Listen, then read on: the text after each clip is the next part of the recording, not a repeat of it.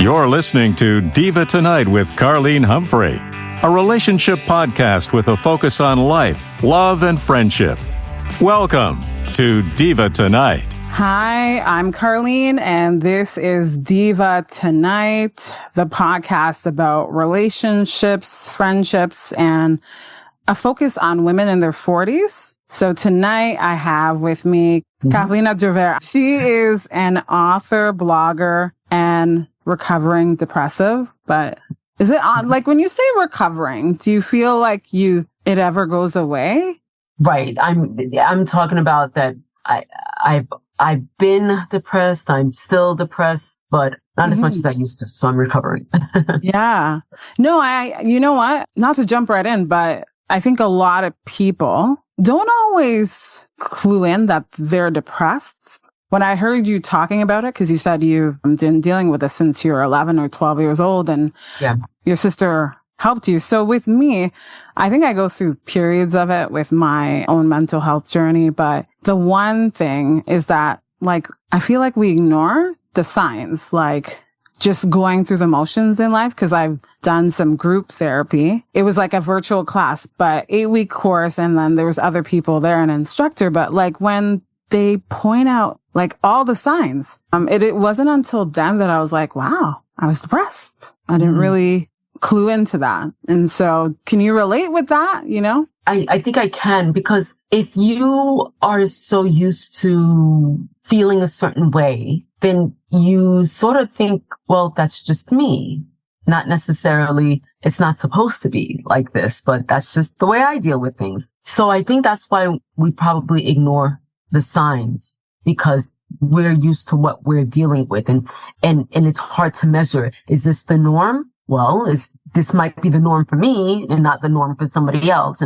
And when we think it's the norm for ourselves, we're not looking at it as in terms of, I must be depressed. There must be something wrong here. Yeah.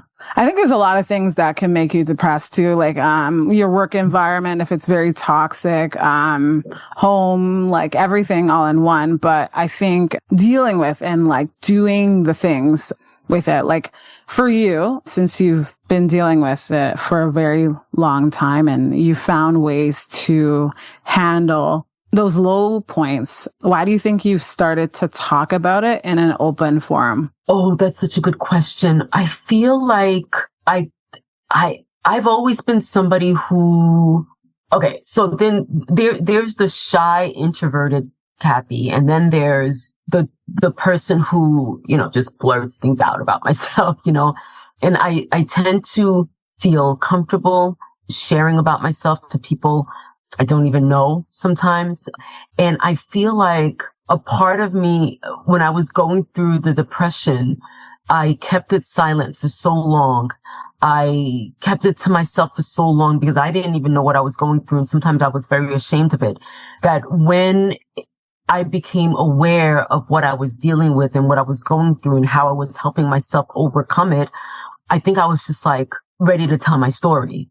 Anybody who will listen, I talk about my journey with mental health, and I feel like it comes from a place where I did not talk about it at all. Like I've been silent for too long. Now I need to open up about it. That's how I feel. No, I think that's important, because I think when we're quiet, like we're keeping it to ourselves, it's more internal. But I think if you talk about it, then whoever's listening, if they're dealing with it, they might find the courage to actually get some help, because I think it's one of those things where if your sleep is affected, you're just going through the motions. You have no desire to go out like with your friends or do anything social. You're just basically going through the motions, and other things start to impact that, I think. Yeah. Oh, like yeah. And I also feel like for me, it was also cathartic.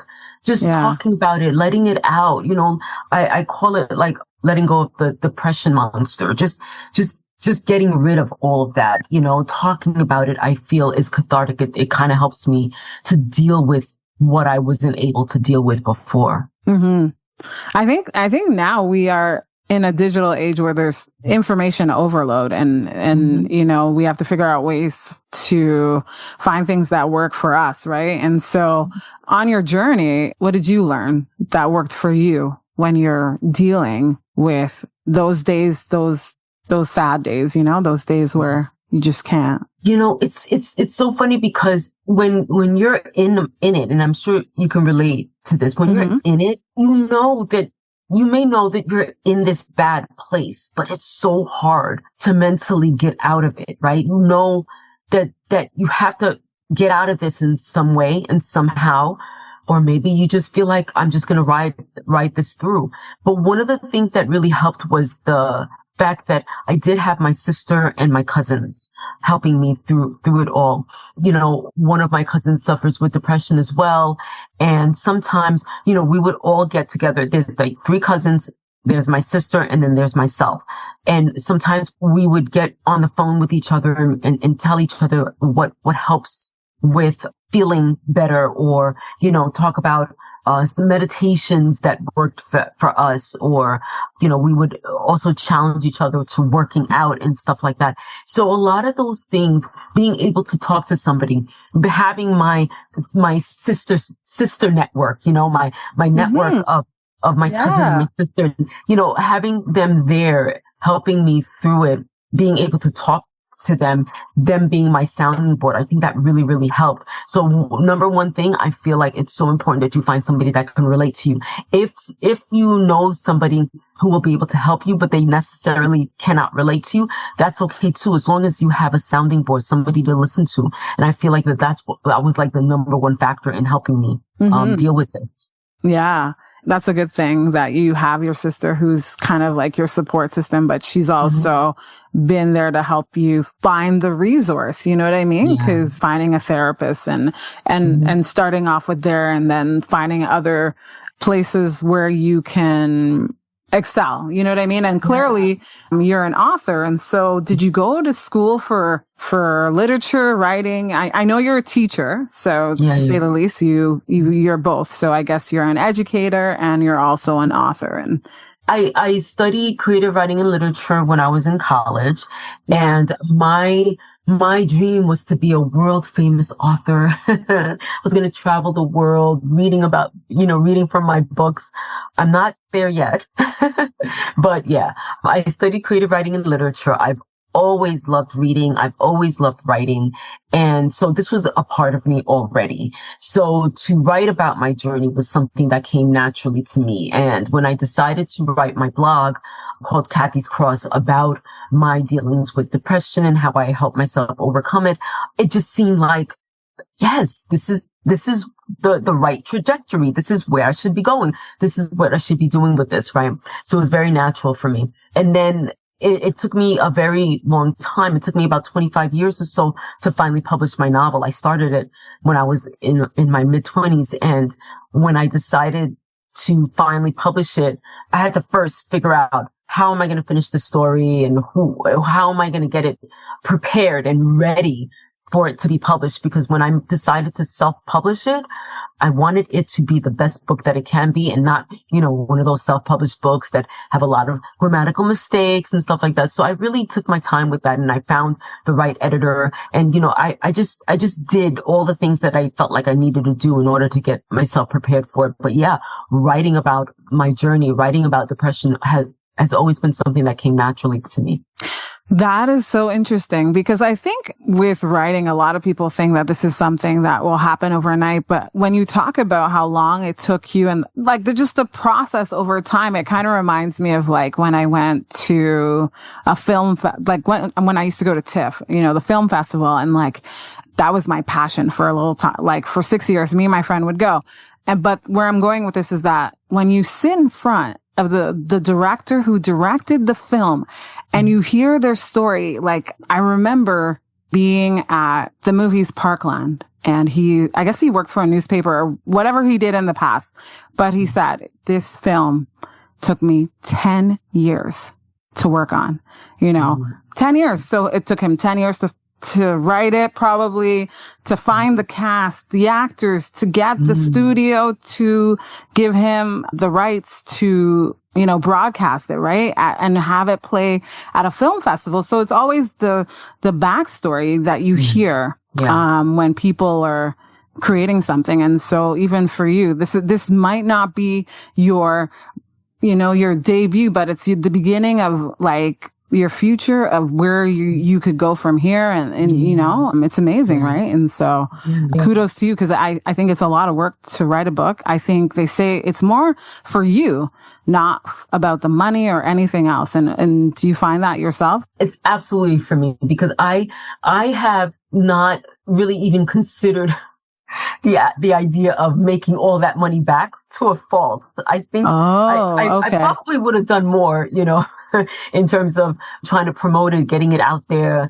My shyness gets in the way too. Like I could have easily gone to different, independent bookstores or even like places like Barnes and Noble and be like, well, I just wrote a book and, just like propose the idea of having a book signing there or something. But, sometimes I get a little bit too much in my own bubble and very, very shy. And so I don't promote it as much as I should. But the novel was definitely something that I really needed to get out into the world for myself. And of course I want people to read it. Of course I want to make money off of it, but that wasn't the main focus. My main focus was just getting it done and getting it out there. Yeah. Do you feel like that's your legacy? Like that's what you want to leave behind? Like, we all have our, sometimes some of us creatives, like what will be my legacy when I'm no longer here, That's such a great question because I haven't thought about my legacy. I was just happy that I finally published it, but I do want that to be part of my legacy, not just my only one, right? Because I do have other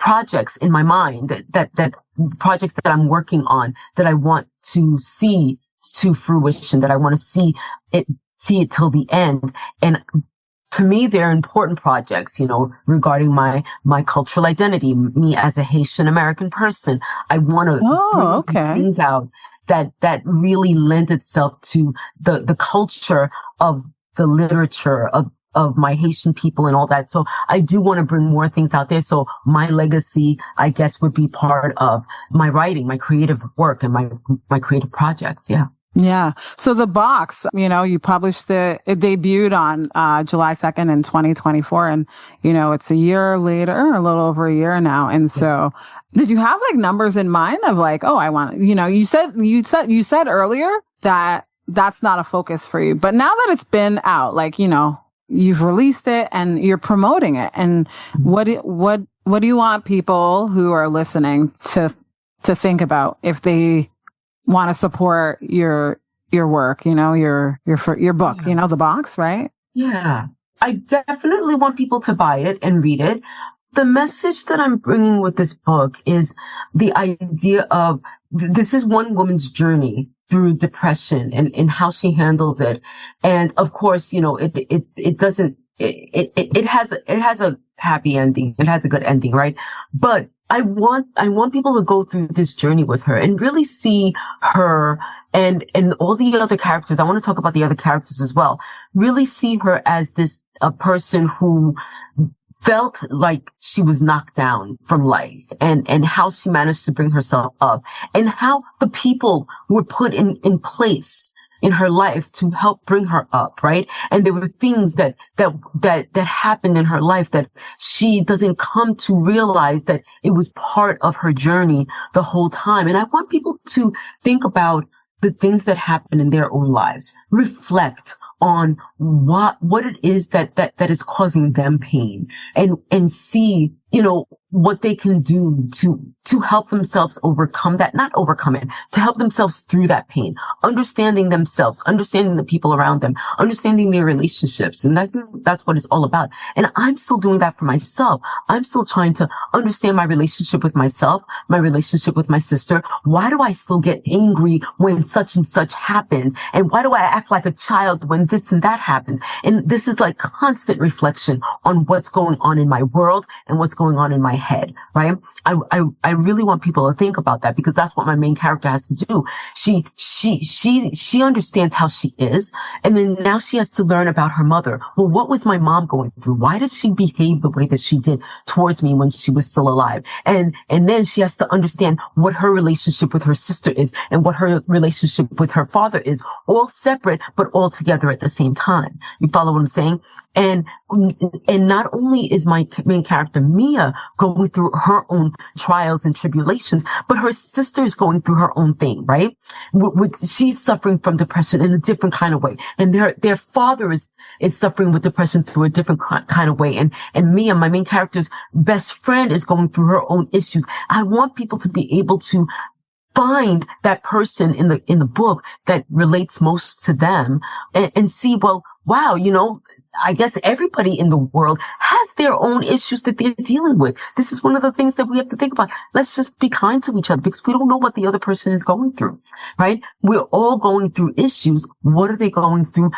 What am I going through? What can I do to help myself overcome or go through what I need to go through to learn something at the end or the other side of it? Diva Tonight, glamour for your ears. You were not born to be broke. So why does building wealth feel so difficult? Most of us grew up learning how to earn money, but not how to build wealth. Wings of Abundance helps you rewrite that script. Inside, I share the exact mindset and practical steps to shift from lack to raise your self-worth and to open the door to overflow. Start healing your relationship with money. Grab your copy and step into abundance on your own terms. To get your copy, click on the link in the description or purchase on Amazon. Wow. That just made me think about so many things, because I think as someone who struggles with mental health as well, I can totally relate to that, because I think unless you deal with the stuff, it will come back. It will come back in different ways. I've done a lot of, like yourself, I've done a lot of meditation, and in the last year, I've gone to some mindfulness. I've done some meditation workshops. I've done a silent retreat, and I'm a chatty Kathy. I'm an extrovert introvert, meaning I like people but I find like when everything is quiet, you realize certain things about yourself. Like when you're alone with your thoughts and you're like, wow, it's amazing that, you're able to write the book and share that experience, which is important. And so with your sister, you guys are twins. So are you the oldest? Like, how do they, I think it's always the thing with twins that whoever was born first, right, is the oldest. Yeah. My sister is actually, I always forget. I think she's 3 minutes older than I am, but yeah. It's only because the doctor took her out first. That's it.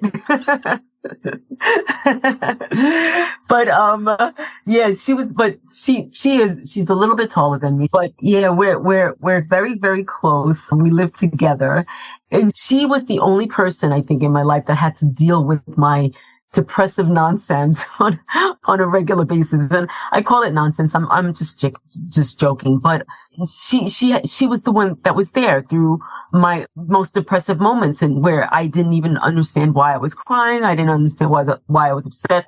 And you probably heard the story before because you've done your research. I see that. She was just like, enough. I don't know how to help you. I'm going to find you a therapist. And she's the one who kind of started me on that journey to healing. So I'm a huge believer in talk therapy. Huge believer. Because if it wasn't for the therapy that I was going through, like really reflecting on a weekly basis, all the things that I'm going through, and my therapist giving me the hard work of dealing with things that I didn't want to deal with, I wouldn't have been able to make all the discoveries about myself, or, realizations about myself that I did. And I probably would have been just as depressed as I was, let's say 20 years ago, but because I know myself a little bit more, I know how to handle myself sometimes a little bit more. It's been able to help me deal with myself, have more compassion for myself, and just been able to open up a little bit more. And I'm not so closed off anymore. I'm not so angry. I'm not so bitter. I go through my depressive moments still. I really do, but it's not like I was 15, 20 years ago. I was a different person back then, Yeah, our siblings are very important, right? I think, my younger sister, who's like 3 years younger than me, I think she was definitely the person I talked to the most until I started getting help. Like, I started seeing a therapist when I was in my first year at York because I had these moods. So I totally understand that. Like I would lash out and I thought it was okay, but I've said this before in conversation that when you are in a relationship with someone who hasn't had the same upbringing you have, and they see like anger, anger management, like I would, have a hot temper.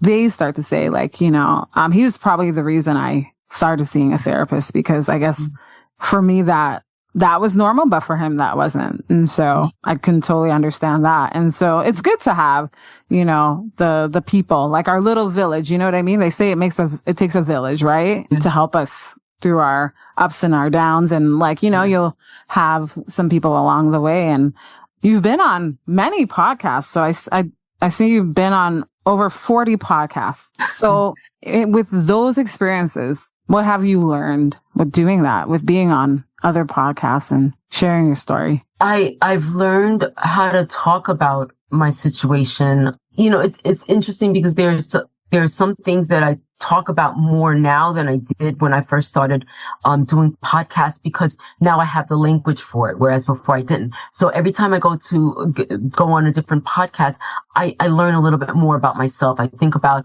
what did I say, or I should have said this, or I shouldn't have said that, or whatever. I just learn to talk.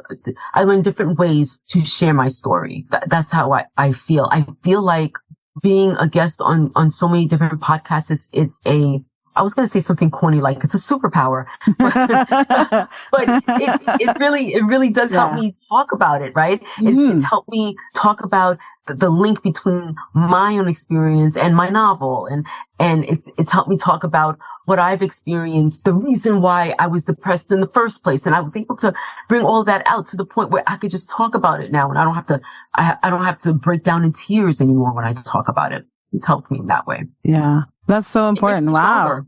Yeah, for sure. Like, I think it's kind of like you've created like a pathway, you know what I mean? And in different ways, like you're reaching out to someone. And so for someone who is a depressive or is feeling depressed, what do you say to them? I think you've said this many times, but what do you say? I say, find a network of people. It doesn't even have to be a network. Find one person that you trust to be able to talk to about it. So there are 5 things that I normally do that I found that helped me really with depression. One of them is writing, right? I love writing stories. I write my blog posts, anything that really where I could just get my stuff out, right? I write exercise on a daily basis. It helps you with what the dopamine, in your brain. It helps you. It's a mood elevator. So I work out consistently. Another thing that I do is meditation. I would used to meditate every morning when I got up, and just different types of meditation, even meditations that I would find on YouTube, like guided meditations, and that tell you when to breathe in, when to breathe out, and all that stuff really, really helped me. Affirmations, I would say, I am a good person and I am this. And some people find it silly, but I found that it helped me. I would say to the point where I really believed in it, and it helped me really believe in myself, because as a depressive, I just had the lowest of self-esteem, and it really helped lift me. So I was able to do that. I like listening to like those motivational talks. Like, I don't know. People like Mel Robbins or Jay Shetty. Yeah. I don't know who you like, but I mean, right? I like listening to them too. I find like, Mel Robbins, she always has like certain things. If you're feeling stressed out or you're trying to get back to your routine, it's like, I find like it's helpful. And like you said, getting exercise or just going outside and getting some vitamin D, like just getting outside. And I always struggle with this because of my own thing, but like every time I go outside, I'm like, I should have came out earlier. I always say that because it takes sometimes like on my days off, I'll say I'm going to go for a walk today. And so, I can totally understand what you're saying, Kathy, which is amazing. It's true. We do have to do those things. And do you give yourself like a day to like, sometimes we have those days where we're just like, I'm not going to go outside today. I think I need to stay in. So do you do that sometimes too? Like where you have those days or? Oh yeah, I do have those days. Like for me, going outside, I don't go, look, if I have a few days off, I am perfectly content in staying all of those days inside, indoors. But my sister's like, no, you have to get some fresh air. You have to, get that vitamin D, right? But yeah, there are days where I don't do 1 or 2 or 3 of the things that I say to do. And I just have to give myself grace. I just have to, like, look, you're not going to do this today and you're just going to have to get over it. Be at peace with it, because you're defeating the purpose if you beat yourself up over it, over not doing it. You know what I mean? So if you decide not to do it, then you're just going to have to make peace with that. And, and maybe just do it tomorrow. But yeah. Yeah. So where can we find the box? Well, you can find it on Amazon. It is available. And it's available in print, it's available ebook, and it's available audio. So that just came out. The audio version just came out this past July. And so I haven't been promoting it as much as I feel like I should have, but it's out there. It's available. So. Oh, that's cool. That's cool that it's an audiobook. Cause I had a guest on and she only listens to audiobook and, Yeah. I have one more question. What is your favorite book? Do you have a favorite author? Oh gosh, for a very long time, I want to say that my favorite author was Maya Angelou, but I can't say that I have a current favorite author. I don't know. Oh, you know what? Let me say an author whose books I tend to really like. I don't know if you've ever heard of Lisa Jewell. No. She's British, I want to say. She has a lot of really good books. Lisa Jewell, she sort of writes in the realm of like, not mystery, but maybe speculative, I guess, and thrillers. Oh, they're so good. Oh, you like thrillers? Okay. I do like thrillers. Yeah. So do you think that if you were to work on something, would you go down that route, or you're more like introspective in your own writing? Well, I think the next novel that I'm working on just happens to be about a pair of twins. And I think I want to take it down that thriller-esque realm. And it's making me a little bit nervous because I've never written that before. And so I'm like, okay, I need to do this well. But yeah, it's going to be in that realm of like maybe thriller or speculative, fiction or something to that effect. Yeah. So. Wow. So something to look forward to. So, I wrote down her name, Lisa Jewell, but yeah, I think that's so amazing. And I think you are definitely working on your sunshine, like your debut, whatever that may be. You know what I mean? What? It's so interesting. I watched one of your interviews and it was a TV show. I've never even heard of this TV show, but he was saying, he's like, don't worry, you're going to have that book that might be, like your J.K. Rowling or your Maya Angelou still, you know what I mean? So, yeah, you know what I'm talking about, right? Yeah. Yeah, I didn't know. I was like, oh, this is different. Wow. It was an interesting format. Yeah, for sure. Yeah. But yeah, you know what? Keep doing what you're doing and eventually it'll make its impression. Cause I even think about the book that you wrote and I'm like, wow, that's interesting, right? So yeah, thanks. Yeah, for sure. And I wish you all the best. And I'm Carlene. This is Cathelina. Say your last name for me again. Duvert. Yes. And so if you want to check out her book, The Box, you can. If you enjoyed our conversation, you can send me a text at divatonight.buzzsprout.com and share your opinions on the episode. Thanks for listening to Diva Tonight. Follow us on Instagram at Diva on the Radio. That's Diva with 2 I's. And don't forget to follow us on TikTok at Diva on the Radio for more clips and conversations you'll love. Want to share your thoughts or send us a message? Text us anytime at divatonight.buzzsprout.com. Until next time, stay fabulous.